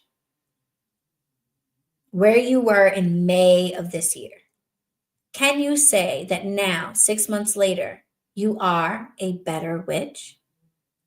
Are you more capable? Are you more competent? Are your spells more consistent? Is your divination more accurate? Is magic incorporated more deeply into how you live your life? Or are you kind of in the same place that you were then? And it's okay that you were. And congratulations to those of you who are better. That is fantastic. But if you feel like maybe you haven't made as much progress in the last 6 weeks or 6 months, what happens when you're a part of the intensive is all of that downtime gets taken away. It's all action all the way through. So there's none of this feeling of like, wasted time. Like, oh, I could have been further along if only I had done that. Oh, you think you're better thanks to my podcast. Thank you. Thank you, Melon. Thank you for saying that. The BetterWitch podcast, I'm super excited about. Season 4 is coming soon. And I love how much it's been helping people. Over like 15,000 downloads. So shout out to all the witches that have learned something. Okay. So now you have a choice to make and you know what to think about in it. The BetterWitch Magic Intensive, the next semester, which is going to be our 5th semester, 2.5 years of this program, dozens of witches that have gone through this program now that are graduates. I'm so, so proud of all of them. The next semester, the 5th semester, spring semester, some of them call it Hogwarts in the Hood because it really is like Hogwarts. Like you get like all this magical schooling and you like have school, you have like class to go to every 2 weeks. You get like materials in the mail, you get like journals and stuff. But I don't think I'm legally allowed to call it that. Okay. So I never said that, but that's what the students call it. Okay. The spring semester kicks off at the end of February 2025. February 26th at 10 p.m. Eastern will be our first welcome class. It's always a lot of fun in the welcome class. We get to say hi to everybody. We see who's in semester with us. We talk about the syllabus. We talk about what we're going to be doing together. You get my private email address. All that good stuff happens. And registration for the spring semester is now open. Okay, you can now register and lock in your spot for the spring semester. I only take 15 witches every semester. And I do that because you get the opportunity to not only have group classes, but also one-on-ones with me, which means I have to have enough time to meet with all 15 of you, every 2 weeks. So to make sure that everybody has the time that they need with me, I cap it at 15. Okay. I cap it at 15. Now, what's involved in the program, I've kind of given you like a good overview of it, but just to be clear, in case you're wondering, first of all, there are 11 group webinars like this every Wednesday night or every other Wednesday night. So every 2 weeks, okay? So you get 2 weeks in between class, and we have 11 of those over a 6-month period. At 10 o'clock Eastern. The webinar is immediately available on demand. So if you are not on the same time zone or you're just not available at that time of night, you can watch it as soon as you'd like, and it's available forever inside of your class player. You can watch it over and over again. It's yours forever. You also get 11 one-on-one private sessions with me because for every module, you then get to meet with me one-on-one to make sure that what you have learned in the group class is actually being incorporated into your individual life. You can ask personal questions and all of that good stuff. There are quizzes, homework assignments, little things like that for every module. But like I said, we're not talking about the homework assignments you did as a kid in school. Okay, this is not you sitting at your desk. These are homework assignments that are of a witchy nature. Making altars and casting spells and carving candles and learning to meditate and going to events and all of that kind of good stuff. I give you recommended reading lists and further study. And I love the feedback that I get from the graduates about this part of the program because I started adding it just sort of like as extra. I didn't really necessarily think of it as being like that important because we have our live classes, right? But the feedback that I've gotten from the graduates is they really love my reading list because it basically tells them what books they should bother to get and they can ignore everything else out there. So these are all books, videos, documentaries, webinars, classes that I have taken. And I can basically vouch for them, and say, look, you're going to actually learn something from it. This is going to give you more information on this topic or that topic. So it really helps you to avoid spending money on things or time on things that ultimately you get to the end of it and you're like, I didn't even really learn anything from that. So I was surprised to see how much people really love the recommended reading lists. Okay, so you get that. Now, there are also journal prompts in just about every module so that you can reflect on what you're learning. And the journal prompts are really helpful because First of all, you don't have to take advantage of your private sessions with me. So some weeks you might not be in the mood to meet with me. You don't have to. You might be like, I got a lot going on. I don't really feel like having to sit down with Allie about this. I just want to kind of write about what I'm dealing with. And so I provide you with some prompts to inspire you for those of you that are journal keepers or that want to reflect on your progress.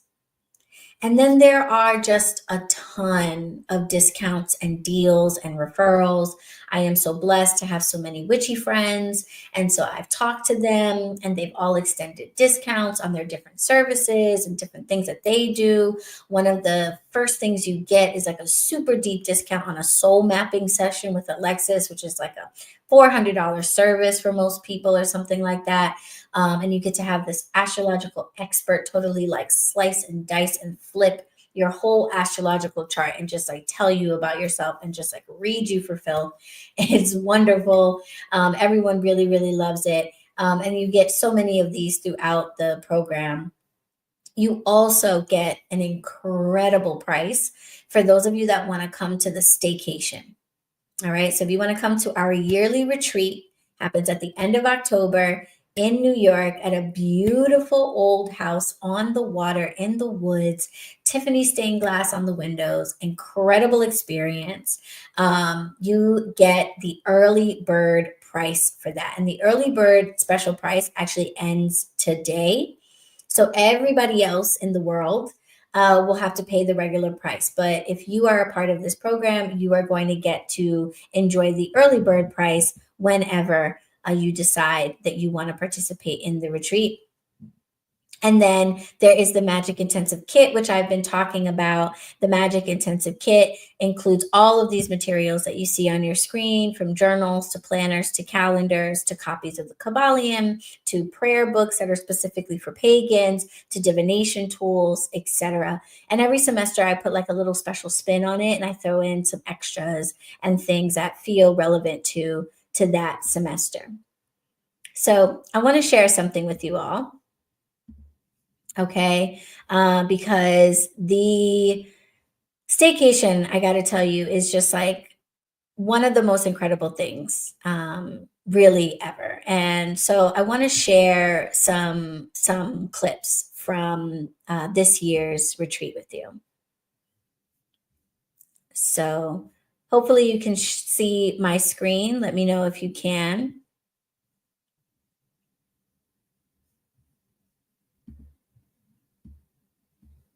Okay, I don't want to make it too loud.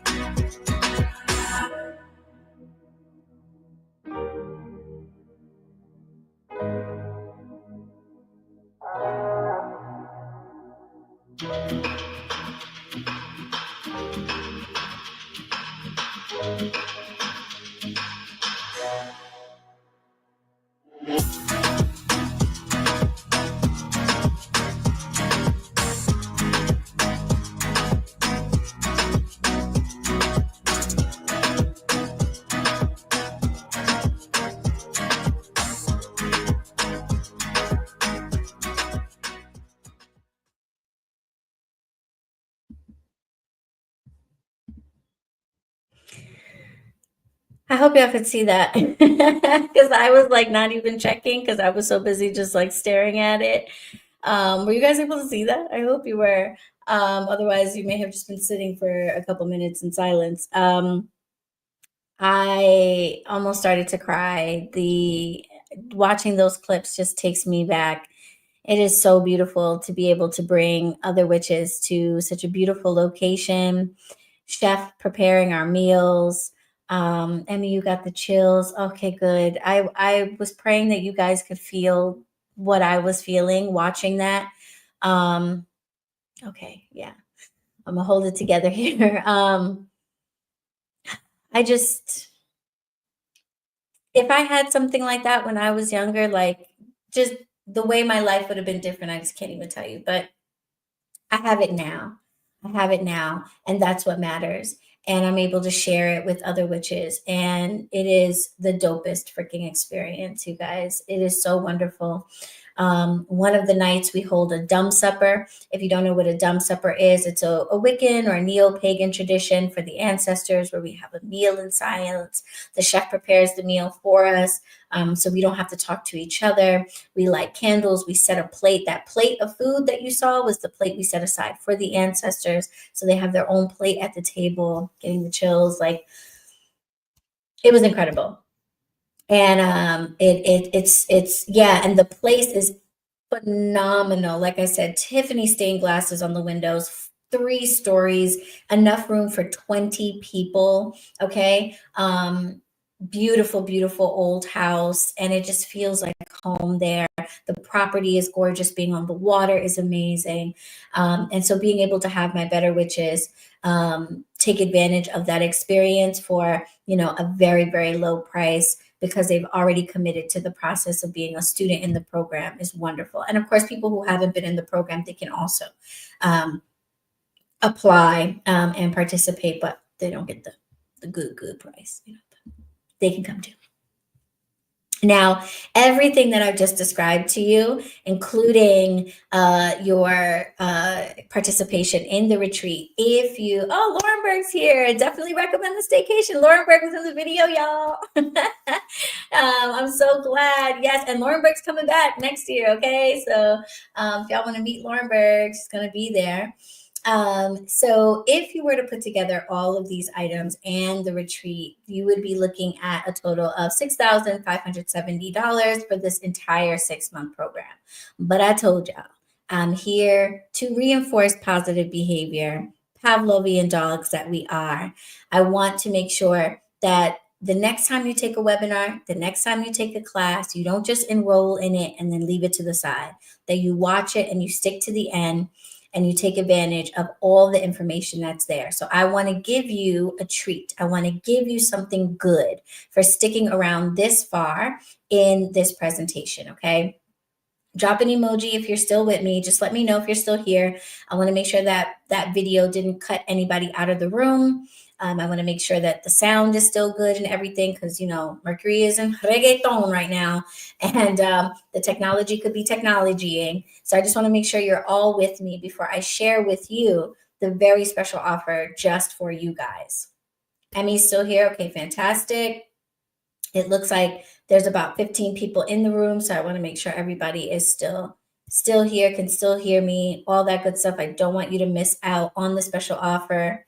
We're here. I'm seeing more here's. I'm seeing some smiley faces. Okay, beautiful.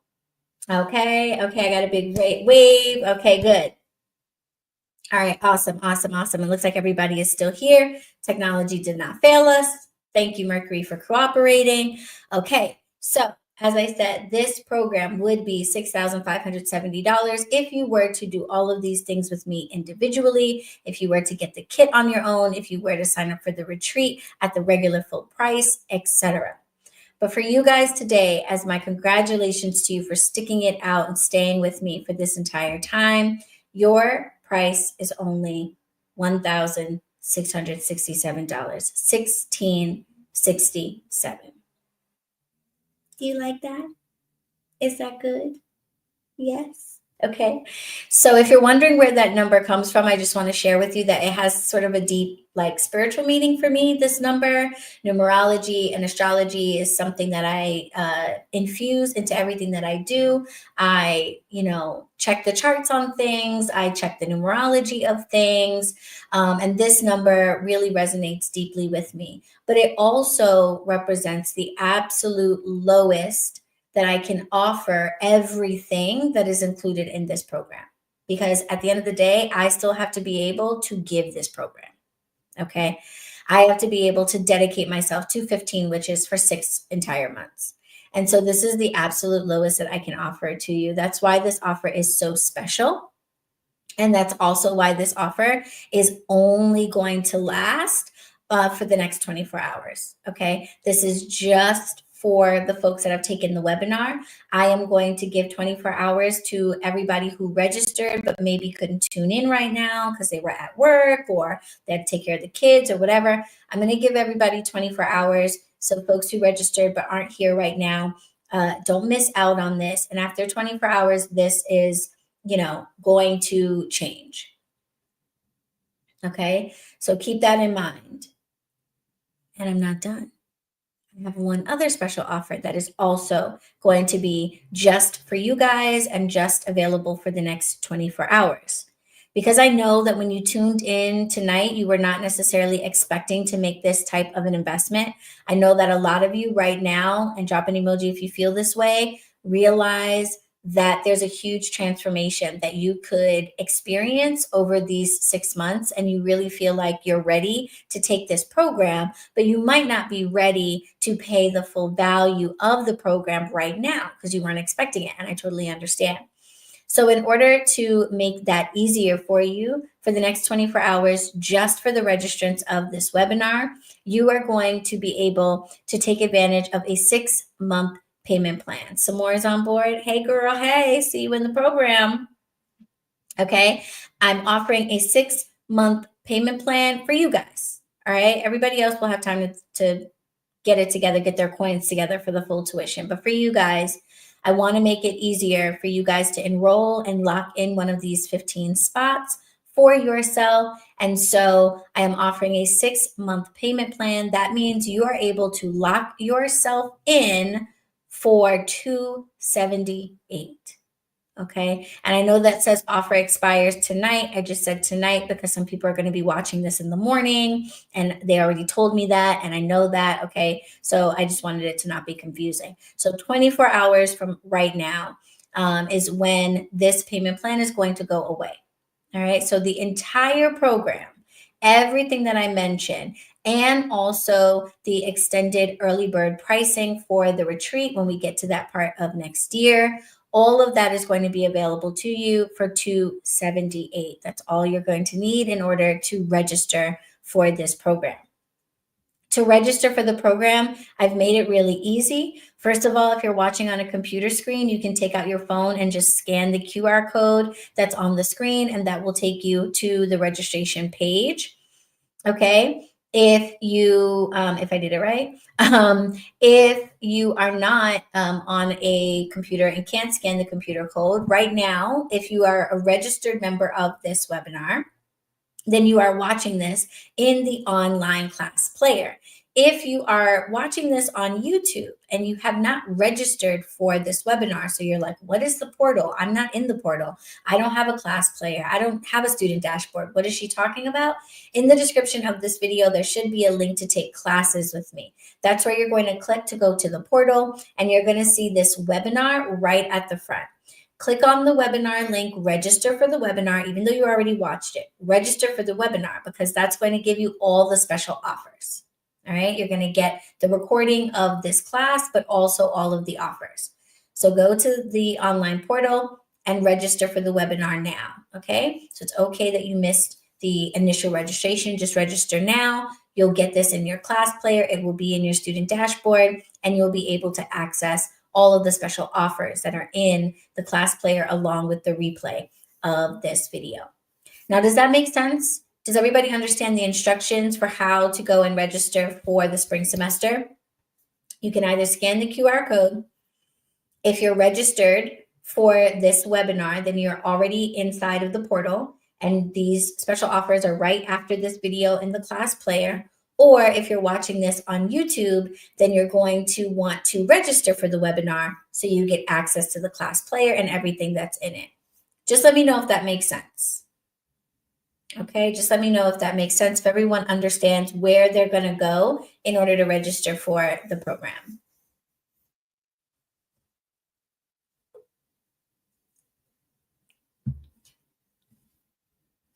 Or let me know if that doesn't make sense. If you need me to repeat anything or explain anything, please let me know. Makes sense. Okay, good, good. I'm seeing some make sense. If it doesn't make sense, let me know. This would be a perfect opportunity to do so, because we're going to go ahead and go into a Q&A real quick. We're almost done. I'm not going to keep us up. Okay, thumbs up. Okay, good. All right. Does anybody have any questions? Do you have any questions on the 10 steps? Do you have any questions for me? Do you have any questions about the program? I'm going to take just a few minutes. We've been here for quite a while. I'm going to take just a few minutes to answer some questions for you guys. Will there also be an email with a link for those who registered? Yes, great question, Rochelle. There will be. Right after this, if you're already registered, you're going to get a couple of emails from me, okay? You're going to get one email that is going to ask you to please leave a review. I have invested a lot of time and energy to help the next witch, and I'm asking each of you to do the same. Hashtag witches helping witches, okay? That email will probably come out tomorrow, I believe, asking you to share your experience in this presentation. It's a very, very short feedback form. Just asked you a few questions, and it's really helpful for the next witch to know whether or not they should tune in the next time I offer this webinar. So please do open that email and please do share your feedback.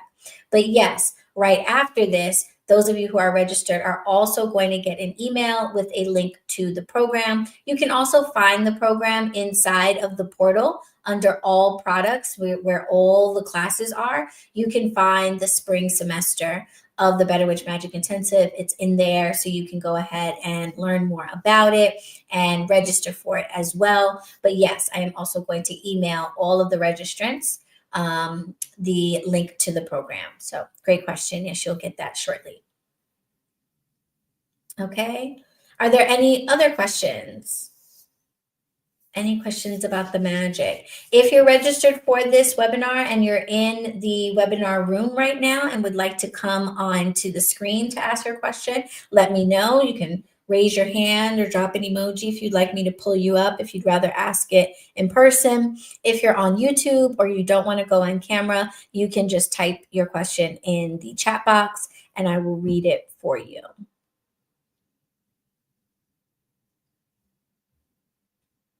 Dun, dun, dun, dun. And while you guys are getting your questions into the chats, I know it takes a second to type things, I will let you know that if I don't get to your question tonight, you can always book a consultation with me, okay? BronxWitch.com/BronxWitch, okay?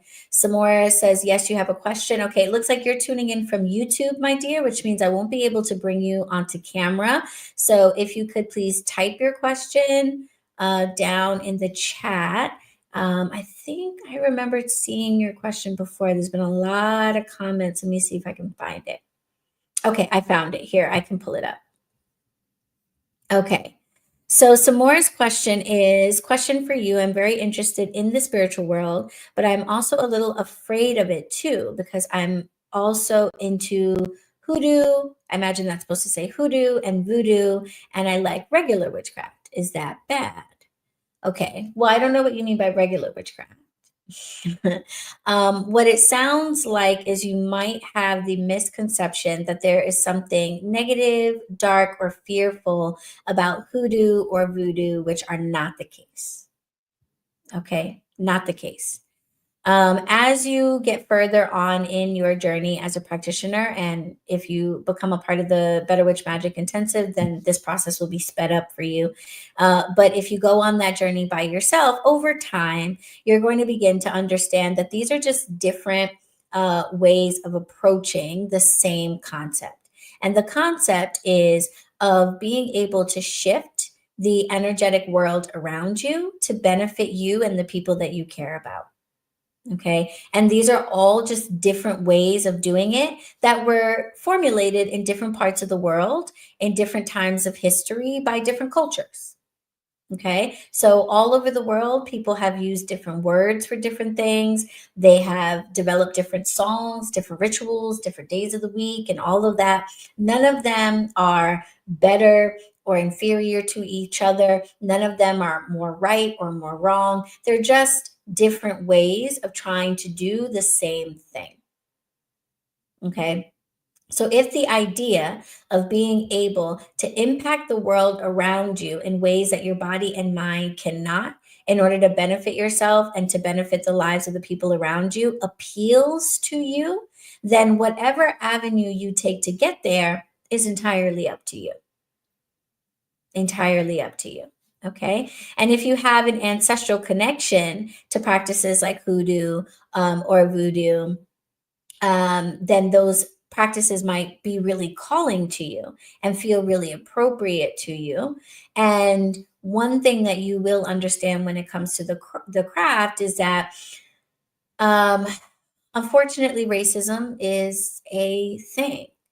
And so the different avenues that have been practiced by people of color have been the most vilified in the media, by society, by the church, etc.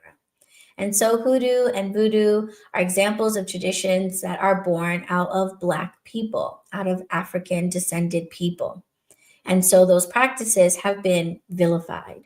They have been made to look dirty, inferior, and in some cases, even evil. And none of that is the case at all.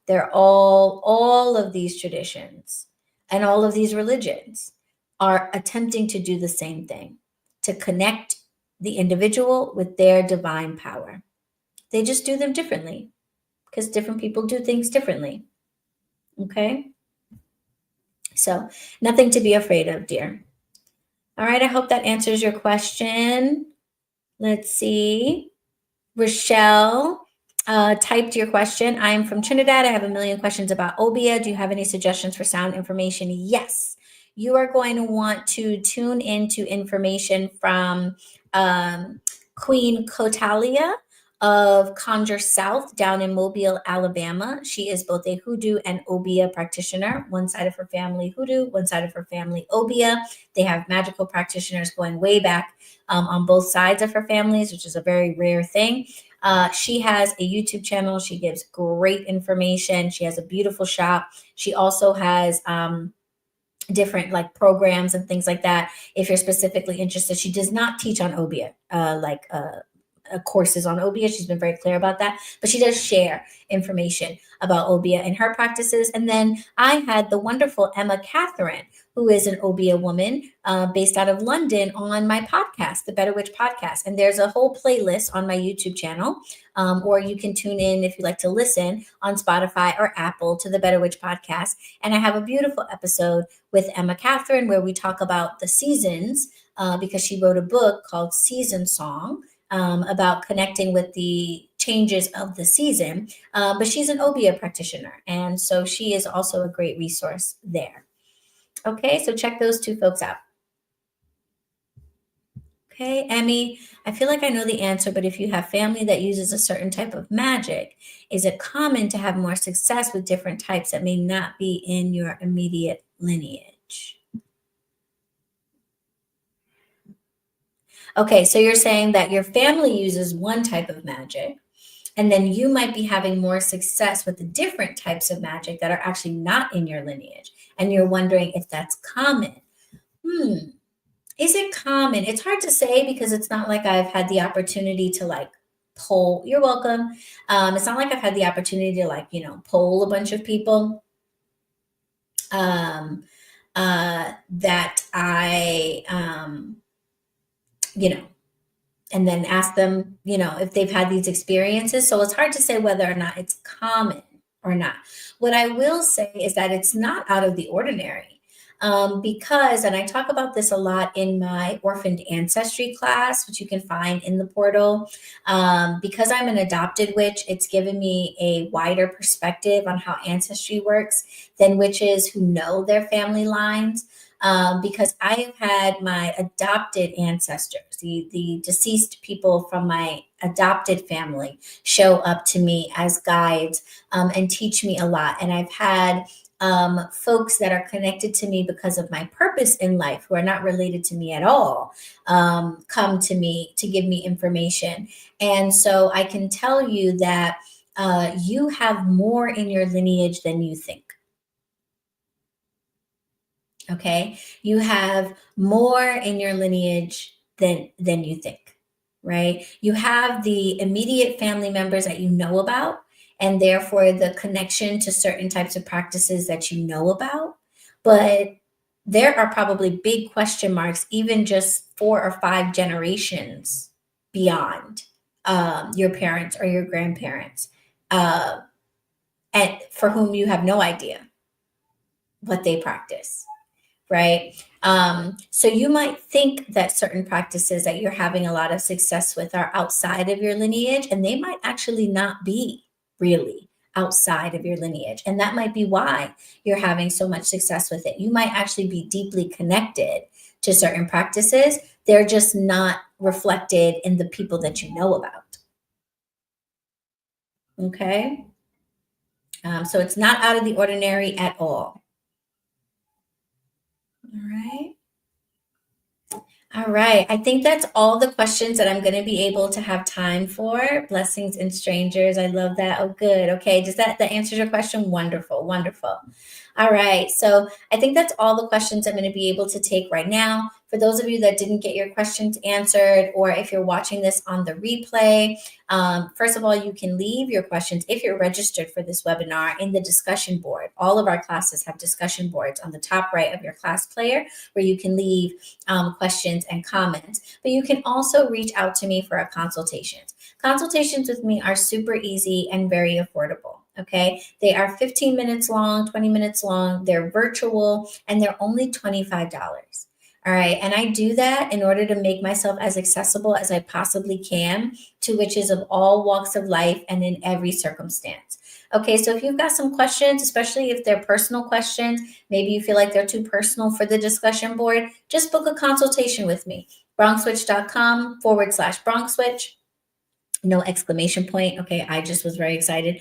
Okay, /BronxWitch. That's going to take you to my section of the BronxWitch.com website, and you're going to see 2 questions right off the bat. It's going to ask you if you would like to become a better witch, or if you're looking to become a business witch, because as a witchy entrepreneur, I also consult and coach witchy entrepreneurs, people that are becoming tarot readers and Reiki healers and are trying to build their businesses.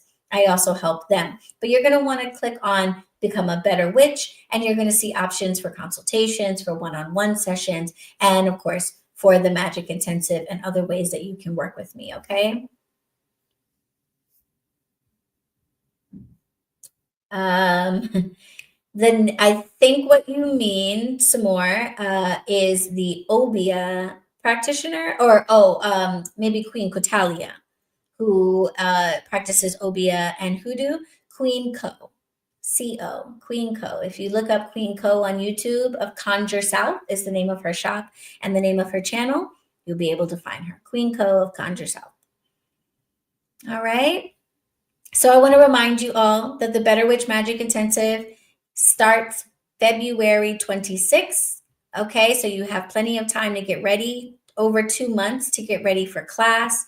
But what you don't have a lot of time for is to make sure that you get one of those 15 spots. And you definitely don't have a lot of time to take advantage of the tuition price and the 6-month payment plan, which is so incredible because let me just mention, by the way, I didn't even mention that you get a certificate at the end of the program. I didn't even mention that there's a money back guarantee for this program.